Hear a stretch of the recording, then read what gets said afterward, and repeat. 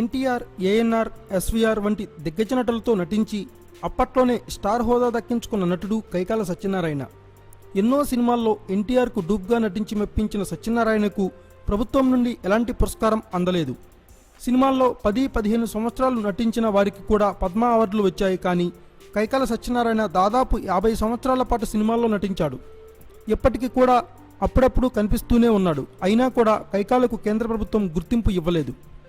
Congress party అధికారంలో ఉండగా ఒకసారి సత్యనారాయణ పేరు పద్మ అవార్డు పరిశీలనకు వెళ్ళింది. అయితే ఆ సమయంలో ఆయన టీడీపీకి చెందిన వ్యక్తి, ఒకసారి టీడీపీ తరపున పోటీ చేయడం జరిగింది అంటూ చెప్పడంతో కేంద్ర హోంశాఖ అప్పుడు కైకాల పేరును పక్కన పడేసింది. దాంతో కైకాల సత్యనారాయణకు అప్పటి నుండి కూడా మళ్లీ పద్మ అవకాశం రాలేదు. ప్రభుత్వం మారిన తర్వాత అయినా ఈయనకు అవకాశం వస్తుందేమో అంటే మళ్లీ నిరాశే మిగిలింది.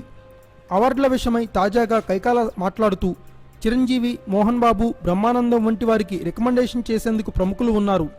కానీ నాకు మాత్రం రికమెండేషన్స్ ఇష్టం లేదు. అందుకే పద్మ అవార్డు రాలేదని సంచలన వ్యాఖ్యలు చేశారు. కైకాల ఆవేదనలో అర్థం ఉందని సినీ వర్గాల వారు కొందరు అంటున్నారు. Thanks for watching. Please subscribe our channel.